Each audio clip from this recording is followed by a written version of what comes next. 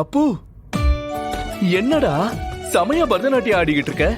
எனக்கு இந்த டான்ஸ் கொஞ்சம் பிடிச்சிருக்குப்பா, அதான் ஆடி பார்த்தேன். டேய், இப்பதான் பாக்குறேன், ரொம்ப நல்லா ஆடுறியேடா. ஆமா, இந்த டான்ஸை எப்படா கத்துக்கிட்ட? இல்லப்பா, 2-3 தடவை மாயாக்கா ஆடுறத பார்த்தேன்.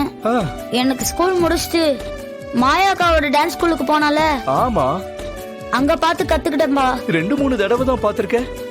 இவ்வளவு நல்லா ஆடுறியேடா. டேய், சூப்பர்ரா. இல்லப்பா, அங்க பார்த்துட்டு சும்மா இருக்கும் போது ஆடி ஆடி பாப்பேன்.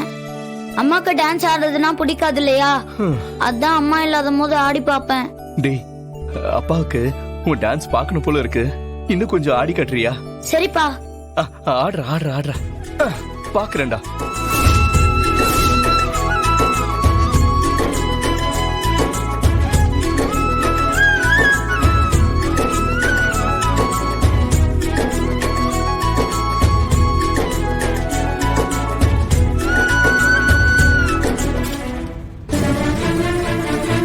சபாஷ், ரொம்ப நல்லா இருக்குடா.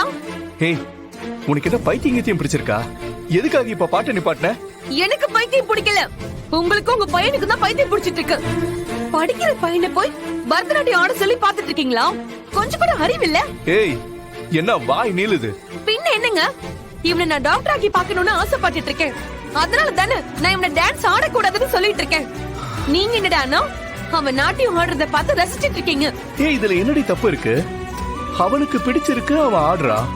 அதெல்லாம் எனக்கு தெரியாது. அவன் ஆடக்கூடாது, அவன் டாக்டருக்கு படிக்கணும். அவனை நான் ஆட விட மாட்டேன். வாடா. அப்பா அப்பா அப்பா அப்பா பாருங்க.